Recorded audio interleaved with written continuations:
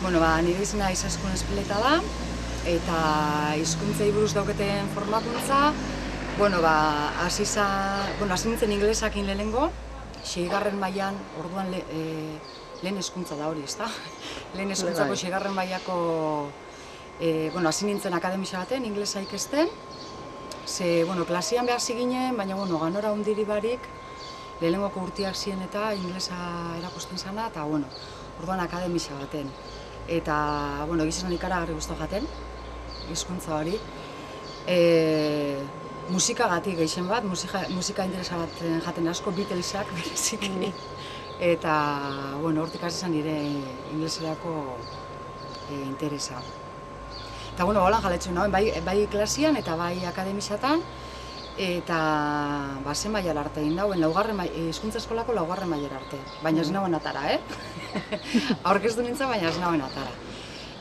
Inglesakin pasan etxuen uda pare bat, Guister izeneko leku baten, oso esperientzia politxak bai, danetik, oso gustora. Eta gero egon nintzen puntuan be ingeles filologia ikasteko. Baina, inglesa apurtxoa garai hartan nahiko menperatuta, gaur egunez, guztiz ahaztuta dauketelako, baina garai hartan nahiko ondo eta erabaki nagoen hizkuntza berri bat ikastea. Eta izan zen alemana.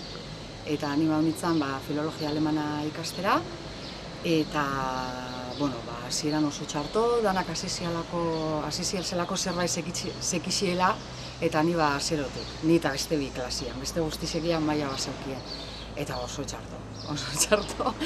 Eta erabaki nagoen, Alemaniara joan nintzala, bestela imposible esan, gainditzea. Eta joan nintzen, lehenengoko aldixan izan zen urte beteterako. Eta oper moduan, eta, danetik. Baina, alemanai begira, hizkuntzai begira, oso ondo. Eta gero pasau ditut, udak, batzutan iguale astebete bakarrik, hilabete osuak, beste batzutan, tarteka izan dutenetan. Eta hori da, dauketen formakuntza hizkuntzei buruz, eixau ez.